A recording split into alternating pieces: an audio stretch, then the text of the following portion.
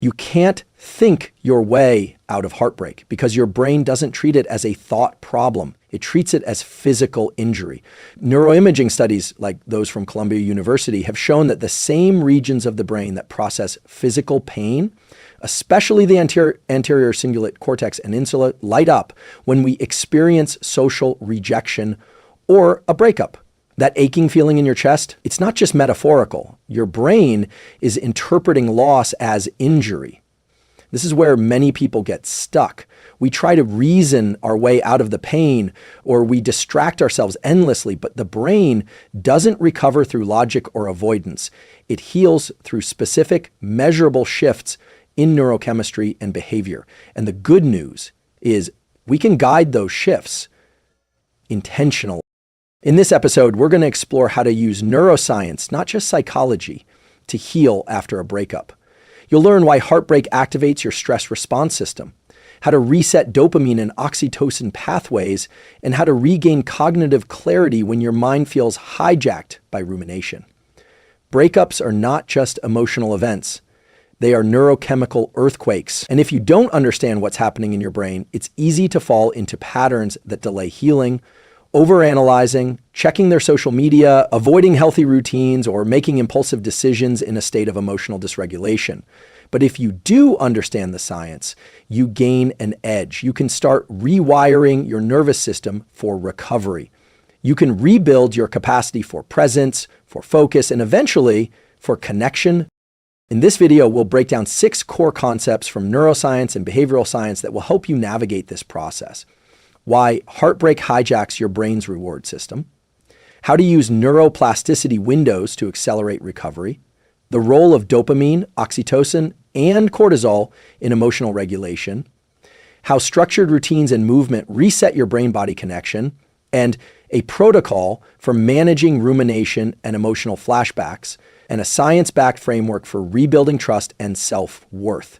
Each section will include practical tools you can apply immediately, whether you're in day 1 of heartbreak or still healing months later.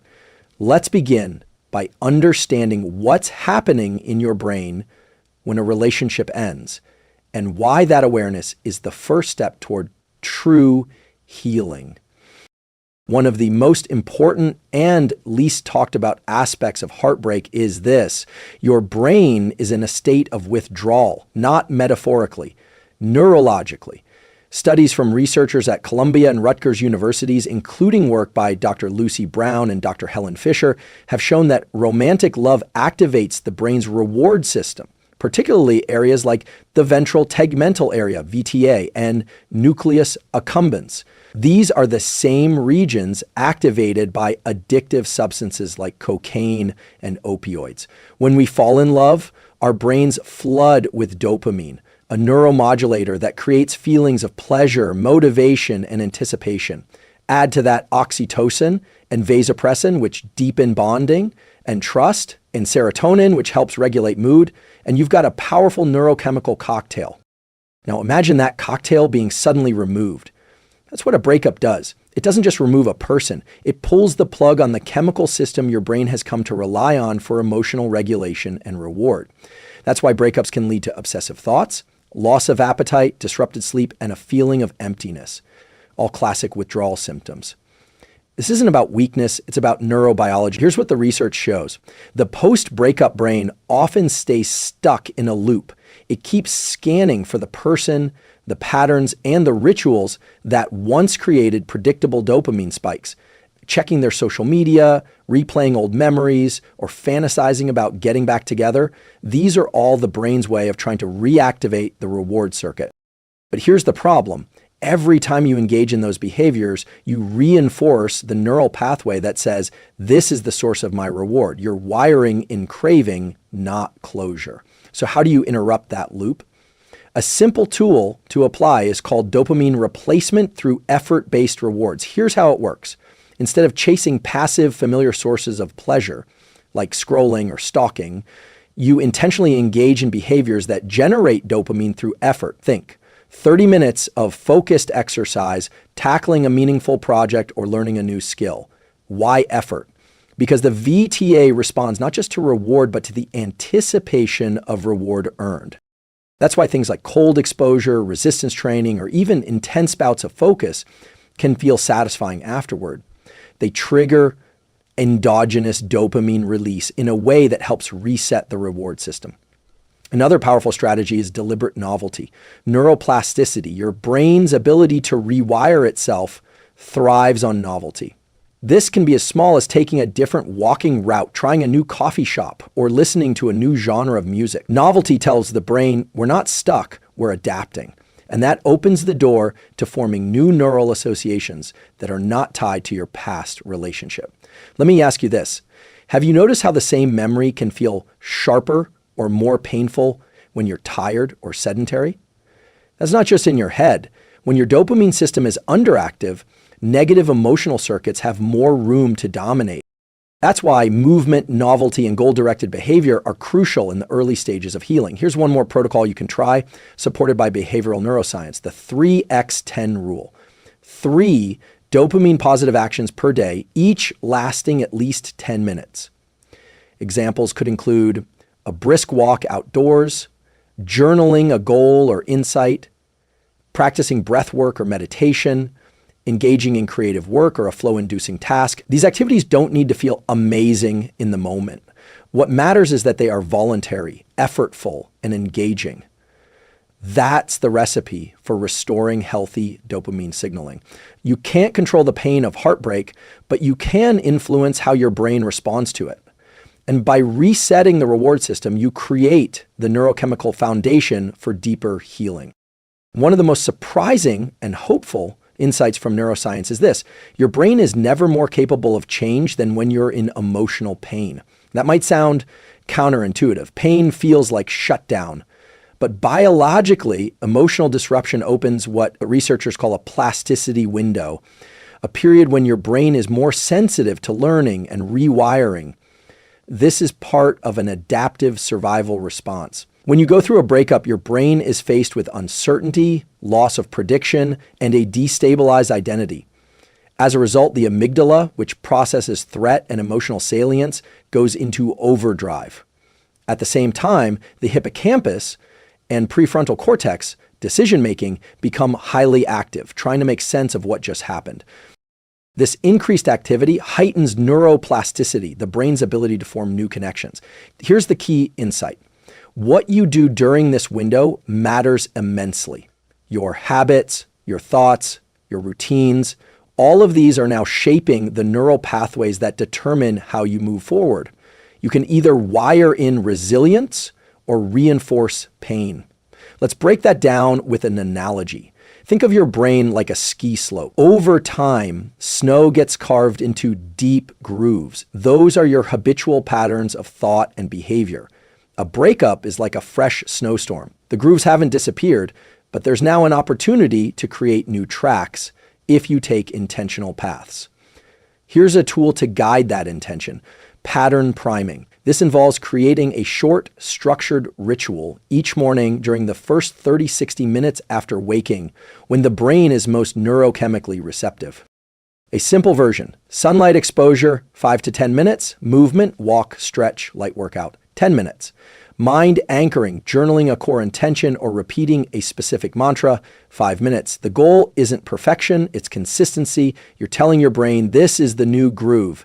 And over time, these actions become encoded as stable neural circuits that reduce emotional volatility and increase forward momentum. Another science-backed protocol is state-dependent encoding reversal. Here's what that means. Your brain stores emotional memories in context, linked to specific states of mind, environments, music, even scents. That's why a certain song or place can suddenly bring back emotional pain.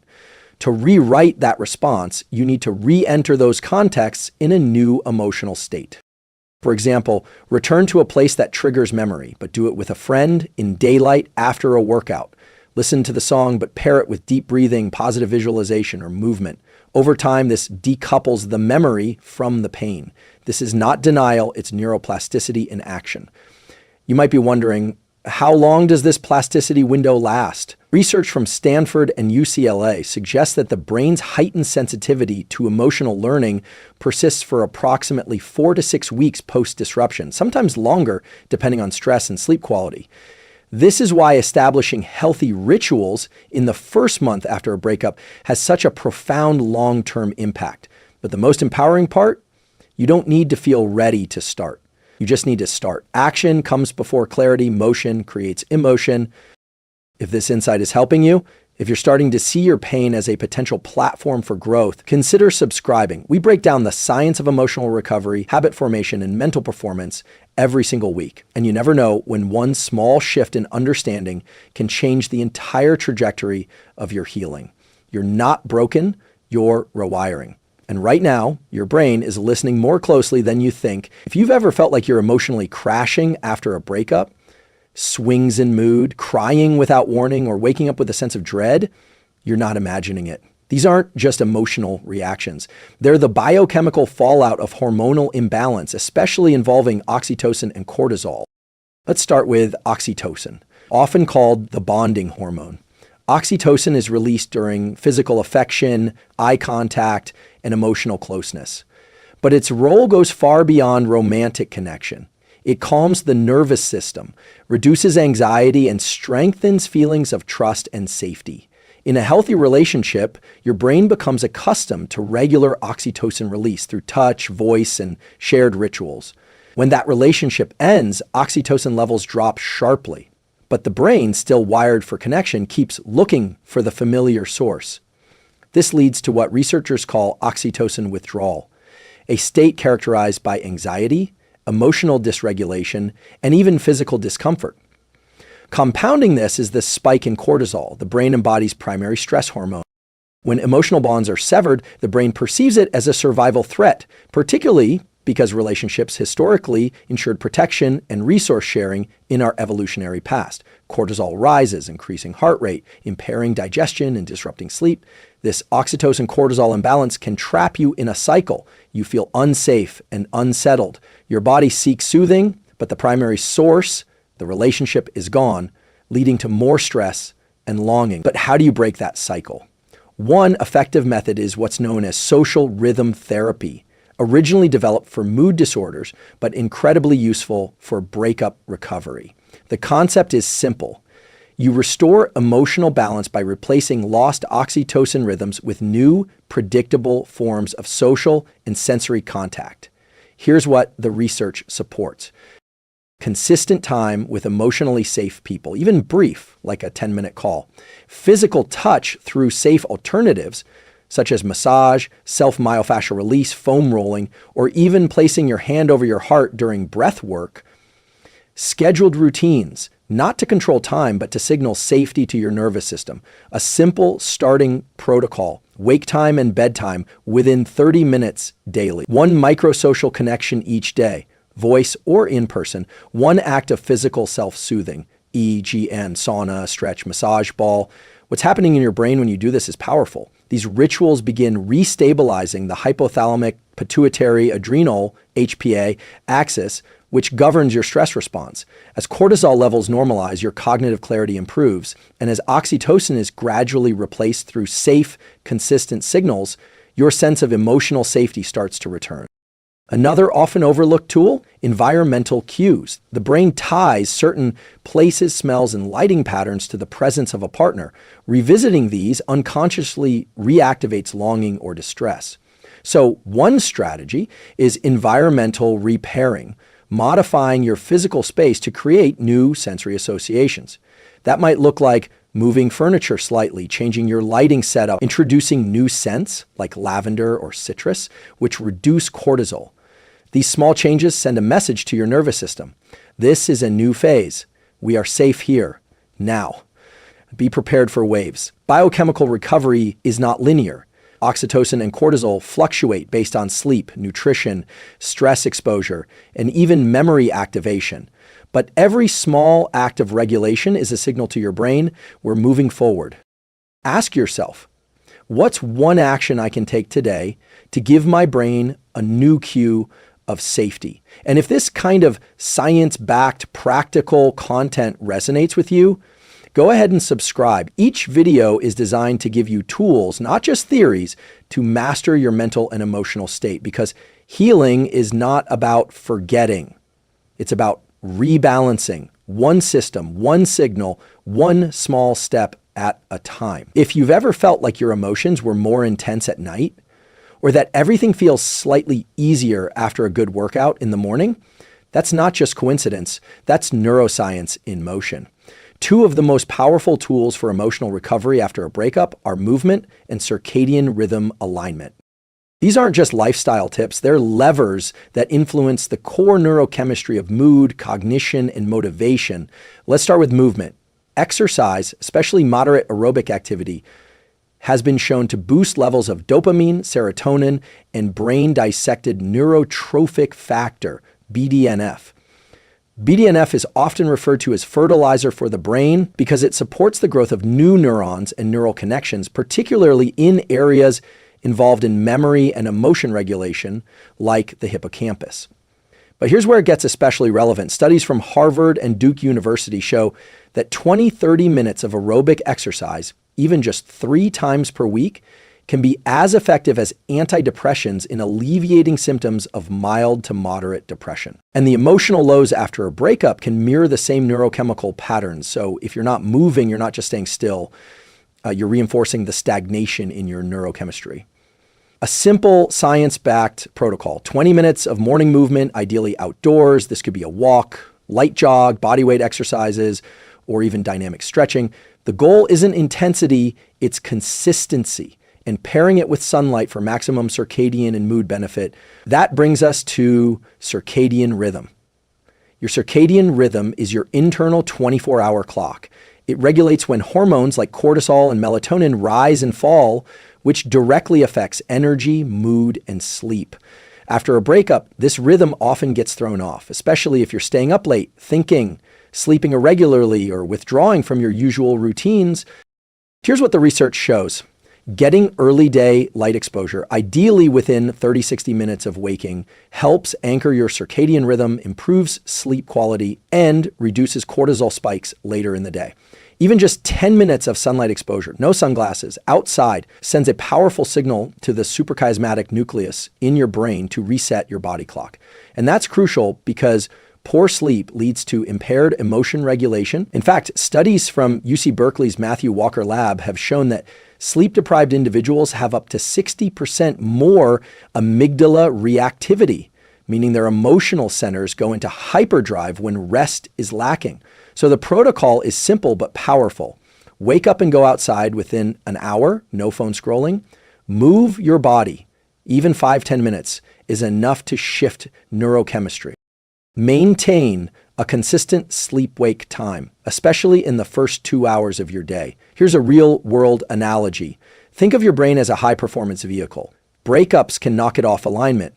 Morning movement and light exposure are like recalibrating your internal GPS, giving your body and brain a reliable rhythm to trust, even when your emotions feel unpredictable. It's also worth mentioning that movement provides what psychologists call behavioral activation, a term used in cognitive behavioral therapy, CBT, to describe the way physical activity can preemptively shift mood and cognition. So next time you feel the heaviness setting in, ask yourself, have I moved my body today? Have I seen the sun? Because your brain isn't just looking for closure, it's looking for signals of stability, signals of possibility. And this right here is a signal you're serious about growing. If this kind of actionable, science-backed content speaks to where you are right now, go ahead and subscribe. You'll get tools and protocols every week to keep upgrading your inner world. Because movement isn't just about the body, it's the mind's way forward. You've likely experienced it, the mental loop that plays over and over after a breakup. What did I miss? Could I have done something differently? Why does it still hurt so much? This is rumination.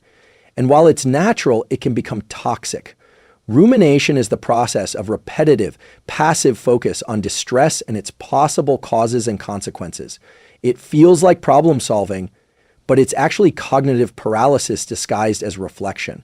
Neuroscience shows us why it happens, Breakups disrupt the default mode network, DMN, a network of brain regions that includes the medial prefrontal cortex and posterior cingulate cortex. This system becomes hyperactive during rest and is strongly associated with self-referential thinking. When you're not engaged in a task, the DMN turns inward, analyzing, comparing, rehashing. After a breakup, it becomes a breeding ground for emotional overload. And here's what the research shows. Persistent DMN activation, especially during emotional distress, is linked to increased risk of depression, sleep disruption, and even impaired working memory. It's like your brain is stuck in emotional buffering mode, playing scenes you don't want to rewatch. So how do we interrupt that loop? The key lies in a concept called cognitive friction, strategically engaging the brain in tasks that demand present moment focus and redirect neural activity away from the DMN and toward the task positive network, TPN, which supports attention, problem solving, and executive function. Here's how to apply it. 1. The 5-minute rule of cognitive redirection. Set a timer for just 5 minutes. Do something that forces attention, a timed puzzle, a nonverbal memory game, a rapid journaling prompt like list 10 things you're grateful for, no repeats. This short burst of effort breaks the passive loop of rumination and activates your dorsolateral prefrontal cortex, which enhances cognitive control and emotion regulation. 2. Novelty-driven tasks. Introducing novelty is another effective way to shift brain networks. Research from the University of Hamburg shows that novel stimuli increase dopamine release in the hippocampus and promote pattern separation, a process critical for distinguishing present experiences from past memories. Translation: try something new. It doesn't need to be dramatic. A new route to work, a new podcast, cooking a dish you've never made. These small changes create cognitive breaks that dilute the emotional intensity of recurring thoughts. 3. Verbal disruption techniques. Sometimes all you need is to say something out loud. When you feel rumination building, try this phrase. This is a loop. I've felt it before. I'm choosing not to feed it. This isn't magical thinking. It's called metacognition, the awareness of your own thought processes. It shifts brain activity from the emotional centers to the prefrontal cortex, increasing your ability to self-regulate. Here's an analogy. Imagine your thoughts are like a playlist on repeat. Every time you ruminate, you're hitting replay on the same track. Cognitive friction is reaching over and clicking next, not because you've forgotten the last song, but because you're choosing to change the station. It won't always be easy. The mind loves patterns, even painful ones, but every time you interrupt the loop, even briefly, you weaken the neural pathway, and that's neuroplasticity at work. Ask yourself, what's one mental pattern I can break today, even just for 5 minutes? If this type of insight is helping you shift how you think and feel, drop a comment below. Let us know which technique resonates most. And it also helps signal the algorithm to share this with others who might need it. You're not just healing for yourself, you're contributing to a ripple effect of growth. Rumination is a loop, but with intention and tools, it doesn't have to become your reality.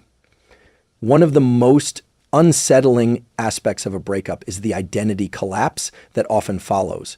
You're not just losing a person, you're losing routines, roles, future plans. The brain doesn't just grieve the relationship, it grieves the self that existed within it. This identity disruption can feel like emotional freefall, but neuroscience offers a path forward, not through forgetting the past, but by rewiring identity around new goal-directed behaviors that engage specific neurochemical systems. Let's start with what's actually happening in your brain. Relationships, especially close ones, become embedded in your salience network, which helps the brain decide what's important and worthy of attention. Shared experiences, phrases, daily habits, all of these are tagged as emotionally significant. When the relationship ends, the brain doesn't simply delete those tags. Instead, there's a void in what we call goal-reward circuitry, particularly involving the mesolimbic dopamine system. This system includes the ventral tegmental area, VTA, and the nucleus accumbens, brain regions that fuel motivation, drive, and a sense of reward. After a breakup, the expected sources of dopamine release shared laughter, plans, intimacy disappear, creating what researchers call a hypodopaminergic state, essentially a drop in drive and purpose. The antidote? Rebuilding identity around novel, intrinsically motivated goals that re-engage the brain's reward circuitry. Here's what the research suggests works best. 1. Autonomy-based goals. These are goals that are self-chosen and personally meaningful, not reactive or designed to prove something. Studies from the self-determination theory framework show that autonomy is a critical component for sustained dopamine release and resilience. Ask yourself, what's something I want purely because it matters to me, not to impress or distract? Start small. It could be learning a new language, committing to a fitness routine, or launching a personal project. The structure matters less than the ownership. 2. Measurable progress, even in micro doses. Dopamine isn't just released when we reach goals. It spikes as we make progress toward them. The key is clarity. Set concrete, visible steps and track them. If you're working out, log each session. If you're reading, track chapters finished. If you're building something, keep a visible journal or board of progress. This visible feedback loop tells the brain, I'm moving forward direction. 3. Temporal landmarks and self-renewal. Research from Wharton's Catherine Milkman introduced the concept of the fresh start effect. The idea that people are more motivated to pursue goals following a psychological reset point, like a birthday, new month, or even a Monday. These landmarks help us break from our past identity and signal a new chapter. Use this intentionally. Mark a reset point on your calendar. Call it day 1. This isn't about forgetting the past. It's about creating a neural boundary between who you were in that relationship and who you are becoming now. A simple protocol to begin re-identity building. Choose one goal that aligns with your core values, break it into weekly micro steps, create visual feedback, journal, app, calendar, pair it with a new habit, e.g. a playlist you only use during this task, to create fresh neural associations. Think of it this way, your brain doesn't just respond to what you focus on, it adapts to why you focus on it. When your actions are fueled by aligned intrinsic motivation, you're not just healing, you're resculpting identity at the neural level. Ask yourself, what does the future version of me do every day? And how can I start building that version now? This is the beginning of earned confidence, not from numbing or distraction, but from momentum. Because healing after a breakup isn't about getting back to who you were, it's about becoming who you were always meant to be when the noise is gone and the clarity arrives. Healing after a breakup isn't just emotional, it's neurological. Every time your heart aches, your thoughts loop, or your energy dips, it's not weakness. It's your brain adjusting to the loss of a person who had become embedded in your neural architecture. But that's also where the hope lives, because the same science that explains why heartbreak hurts also explains how we heal. Let's briefly recap the 6 core tools we explored, recognizing emotional withdrawal as a real neurochemical process. We reframed heartbreak not as weakness, but as a biologically driven withdrawal from an attachment system, complete with dopamine crashes and stress hormone spikes. Knowing this shifts your inner narrative from blame to biology, from guilt to understanding, attachment system rewiring, and the role of emotional regulation. We looked at how practicing emotional regulation and self-directed soothing, like journaling, breathwork, and co-regulation with trusted others, can help the brain slowly decommission the old map and begin constructing a new one. The importance of social support and the oxytocin-cortisol axis. You learn that connection, even in small doses, counteracts the stress physiology of isolation. Hugging someone you trust, sharing a meal, or simply hearing a supportive voice recalibrates the oxytocin-cortisol balance and grounds your nervous system. Circadian alignment and movement as emotional regulators. We saw how morning light, physical activity, and sleep consistency support brain regions like the hippocampus and amygdala, enhancing mood stability, memory formation, and resilience during emotional stress.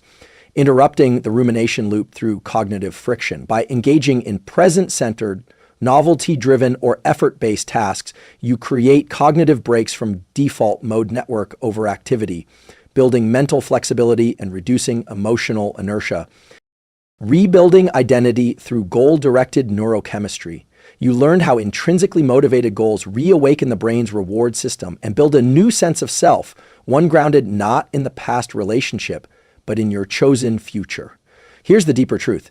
Every tool we discussed isn't just about feeling better, it's about becoming better. Because what you're doing beneath the surface is rewiring your brain, literally. This is neuroplasticity. Your brain's ability to change its structure, function, and chemistry in response to experience and intention. And when that change is directed by clarity, supported by science, and reinforced by daily action, the result isn't just healing, it's transformation. You don't have to get over them to move forward. You just have to get closer to you, the version of you who sleeps better, thinks clearer, connects more deeply, and acts with grounded purpose. That version already exists in potential. Your job is to signal to your brain over and over again what matters now, what's safe now, what's possible now. So here's a challenge. Choose one tool from today, whether it's a 5-minute walk in the morning, a new microgallo, a journaling prompt, or a loop interruption technique. Commit to practicing it every day for 7 days. Track what changes in mood, focus, energy, or clarity. Then let us know in the comments how it went. Share your insights, your wins, your questions, because when you engage, you not only reinforce your learning, you help others see what's possible too. And if this speech helped you reframe your healing as something intelligent, hopeful, and within reach, like, subscribe, and join this community. Every week we break down science like this to help you rebuild stronger, mentally, emotionally, and physically. Because the pain won't last forever. But the tools you build now, those will serve you for life.